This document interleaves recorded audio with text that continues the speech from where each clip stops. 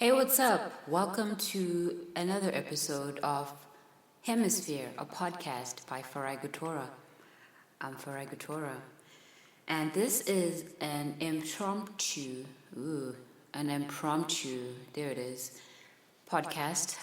It's an episode that I just want to do because actually I want to talk about the infamous slap at the Oscars. We've obviously all heard and know about this.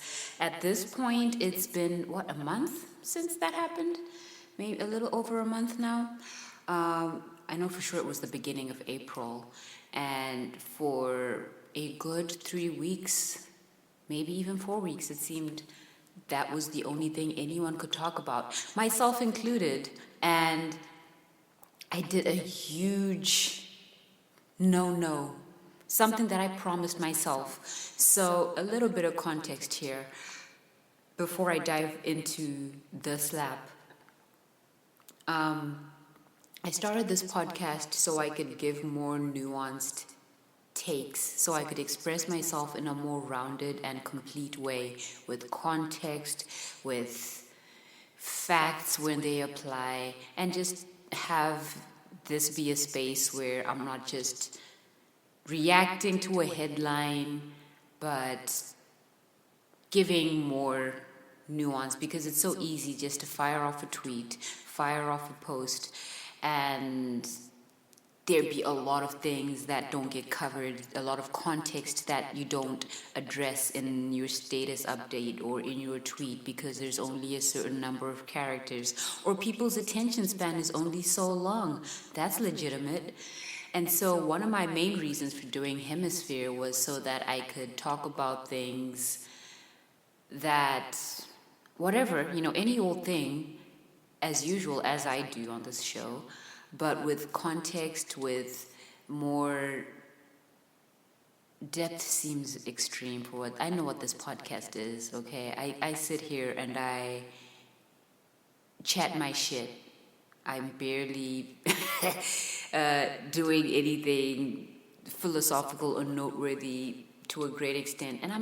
But I'm just saying, like, for that was the thing that I wanted to do less of, because I don't know about y'all out there, but I find myself sometimes getting swept up in the opinions and the takes, and you gotta post a thing and react to this thing that's going on in the world, or this thing that's happening in the comedy scene, and what do you think about it?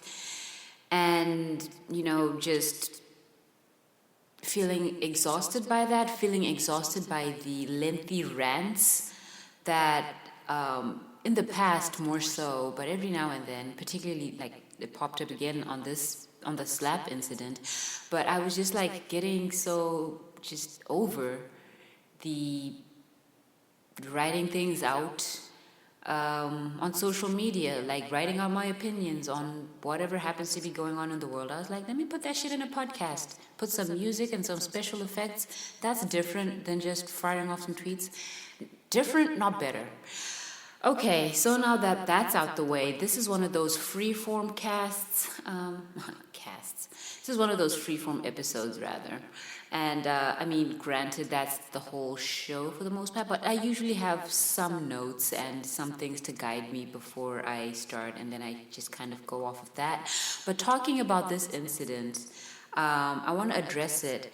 So, the Oscars happened in early April, and Will Smith, who was nominated for an Academy Award for his performance in King Richard, he got up and he slapped the shit out of Chris Rock, who was hosting the Oscars at that time. And this was obviously after Chris Rock had made a joke about Jada Pinkett Smith, about her being bald, and something along the lines of G.I. Jane, something, I can't remember the exact joke, but Will got up and slapped him, and then from his seat was yelling out, "Keep my wife's name out your mouth."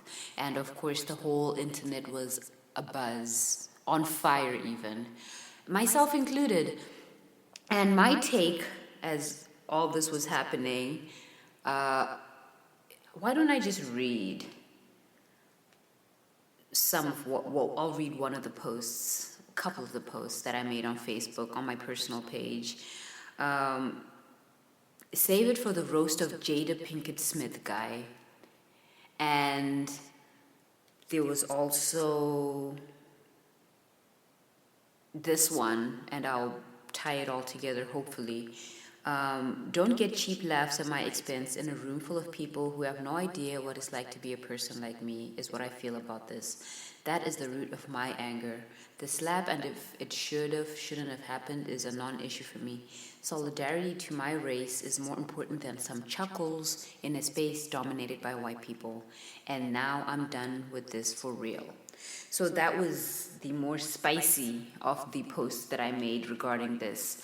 And to be clear and to be honest, as a comedian, as a black woman, as a performer, like, this hit on all kinds of different levels, right? It didn't just hit me as a comedian. It didn't just strike a nerve as a black woman. It didn't just, it came at me from all different angles. And from the discourse I was seeing online, there were some people who were only talking it from the vantage point of the comedian, which is in their rights because, they aren't black women, or they some black women too, like, this isn't exclusively that black women were all saying the same thing, but some people were seeing it from one view, only one view. Some people were experiencing through only a certain lens, and that's fair enough. We only can relate to what we can relate to, right?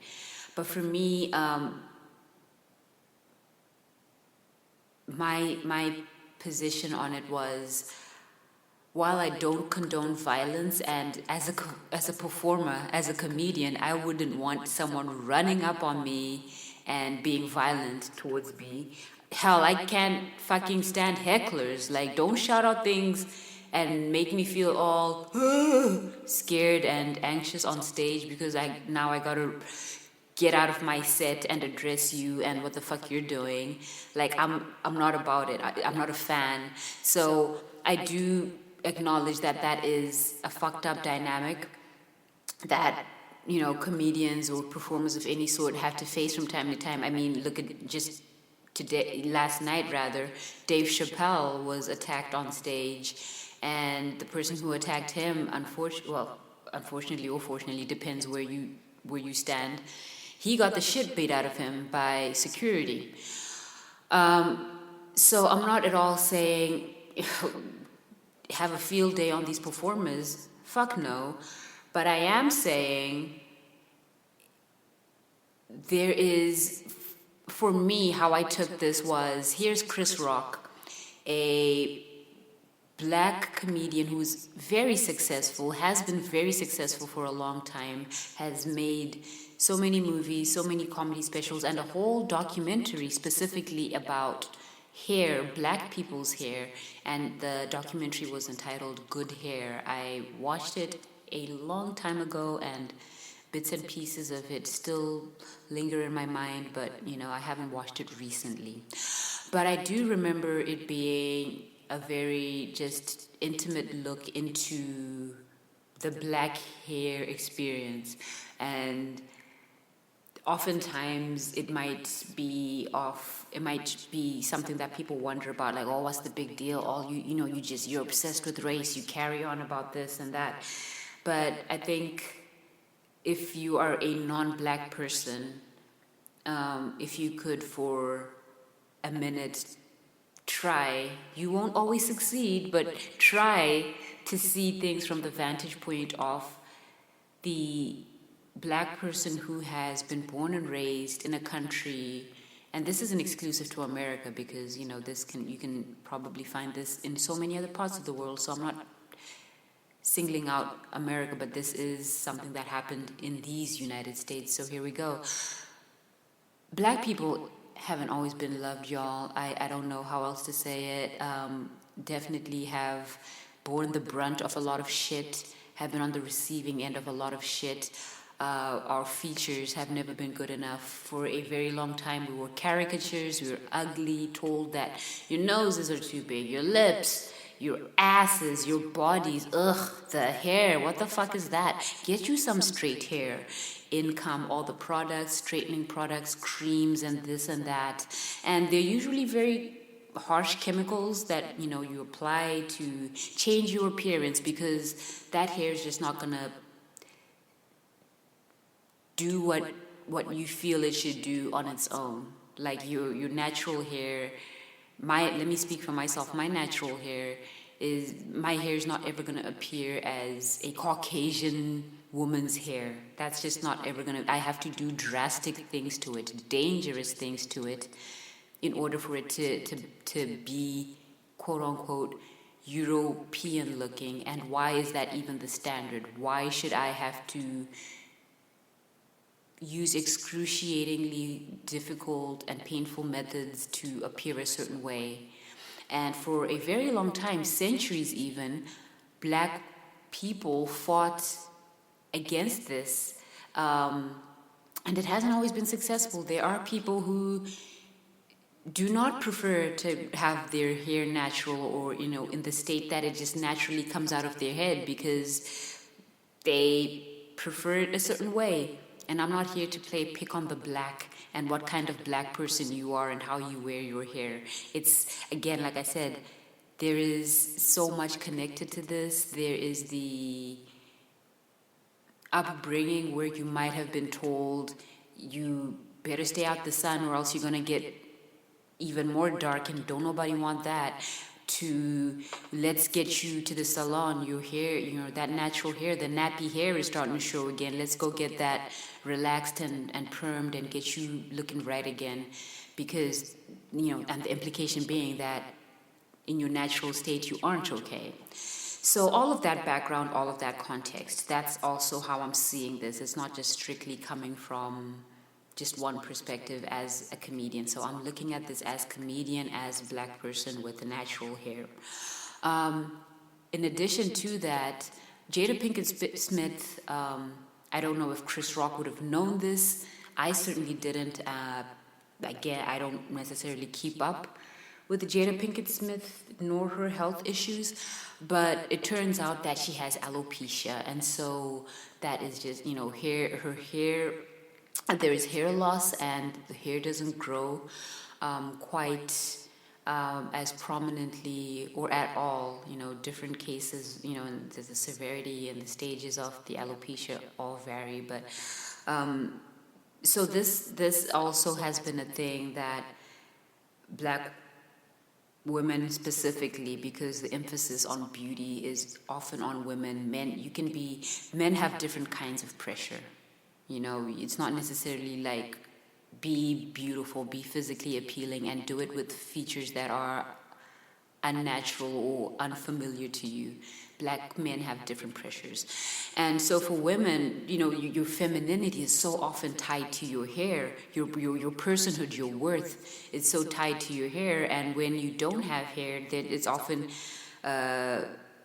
seen as a mark against you. People get clowned. I remember, you know, you see it all over. I'm sure if you go online, you type in some variation of bald-headed and, you know, whatever else, you'll find, and you know, you'll find disses, and you'll find videos of just whatever unpleasantness regarding black women and the perceived inability to grow long, luscious hair. And again, like I said, this ties into femininity and desirability in the minds of so many. And so for Chris Rock, who has done a whole ass documentary about black hair, had a person with alopecia on the documentary, is himself a black man, no doubt has understanding of the way politics work, and how just recently a law had to be passed for black people to be able to wear our hair as it naturally grows out of our head. Like, this is just this year this happened. So, you all saw the stories, maybe you might have seen them in passing. Kid gets kicked off of team or not allowed to compete because of dreadlocks. People getting looked at sideways and having their abilities questioned because of the way their hair is. I'm speaking of black people specifically. I know it also maybe it translates in some other ways, like, oh, you got green hair, now we ain't hiring you, you ain't about shit. But that's separate because you can choose to dye your hair green. You don't choose to have the hair that grows out of your scalp. That just happens.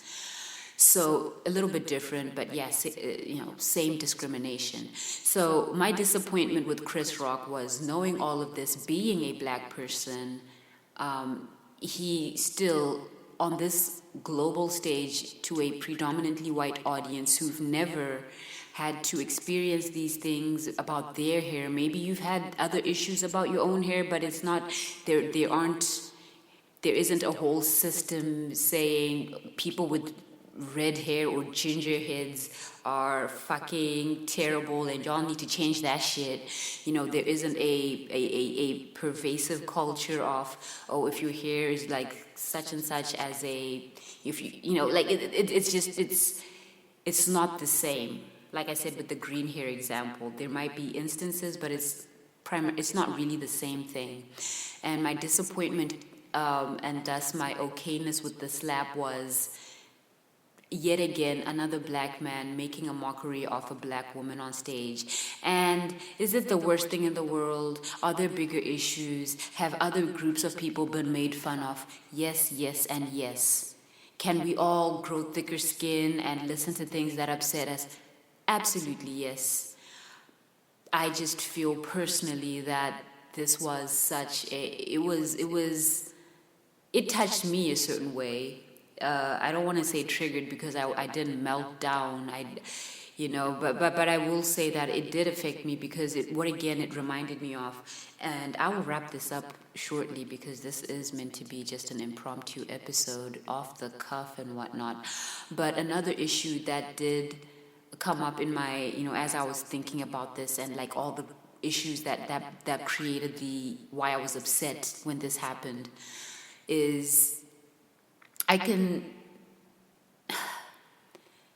for so many successful black comedians, the route to their success has involved in some way, shape, or form mocking black women, being an exaggerated caricature version of black women. You think of Eddie Murphy and all the times he's played, some version of a black woman, Martin Lawrence, Jamie Foxx. Those are just three off the top of my head, but you look it up, there's way more. And I'm like, God damn, black women, we just that funny, huh? Like we just regular old clowns out here. Like, and I can't personally tell you one female comedian that's gotten their success off of consistently clowning and making a caricature and a joke out of black men. And I might be wrong. I very well might be wrong. I just don't know of them. And please, feel free to reach out if you do know them. And I know at the end of the day, it's all jokes. And at the end of the day, we have freedom of speech, which I absolutely uphold and believe in wholeheartedly. I just feel like maybe there was a part of me as a black person that felt let down, that felt disappointed by a black man on a global stage, yet again taking a cheap shot and getting cheap laughs at the expense of a black woman, as if that hasn't been done ad nauseum by so many black comedians who have now catapulted off into great success. Not that, playing caricature black women has been the sole reason these people have been successful, but, it's like, it seems like all roads to success lead to, come from make fun of black women for a bit, and then we'll let you in. And I don't know that there is that the same numbers check out on, if you look at white actors, and of course that's different dynamics already, because you could argue that Hollywood was made for them and all the roles, and so they never had to resort to shit like that. I can entertain that. But was the slap okay in hindsight? Less emotion now? No. Obviously, I think Will Smith will say himself he's apologized. He's obviously missing out on so many opportunities now that are getting taken away. So I'm sure he regrets it, maybe to some point. But I think a large part of me was just very disappointed that at this show, with all the glitz and glam, a black woman was put front and center in a room where, with such a sensitive issue being the focal point of the joke, bringing it back to comedy. My own feelings about comedy have always been, I want you to feel better after coming to a show than worse. And there's some, and I don't want to sit here and act like I'm some holier than thou type comedian, but I try very much not to go after people during shows or talk too much about appearances or pick on somebody, because it's like, I don't know what the fuck this motherfucker is going through or what they faced in order for them to come here. It might have taken every single bit of strength in them to get out of bed and come out to a show, and here I am taking my day out on them. It's just not how I move. I don't even know that I'm particularly talented in that area. But yeah, that is my take on it. Disappointment, but also as a comedian, feeling like, man, people really feeling emboldened. And I encourage all comedians to, one, be sensitive, be aware, try to think outside of yourself. I know that's asking a lot for a group that is historically very self-absorbed and thinks very, very highly of their work, whether the work is good or not. But just try to think beyond your joke. Like, yeah, your joke is, but there's other things that came way before you, other things that go on way outside of you that some sensitivity might go a long way. But also, don't be out here taking body blows and shots. Like, if violence approaches you, be violent back. I believe in protecting oneself, and hopefully we can all just keep our fucking butts in the seat and, again, be decent. So that is my take on the Will Smith slaps Chris Rock incident. And it's a month later, but hey, hopefully it still makes sense, right, after the news cycle. Just because it's over, I guess that doesn't mean there still isn't things to talk about. So thank you so much. I will see you on a regularly scheduled episode of Hemisphere, a podcast by Farai Couture. Hit me up, thehemipod@gmail.com. Bye.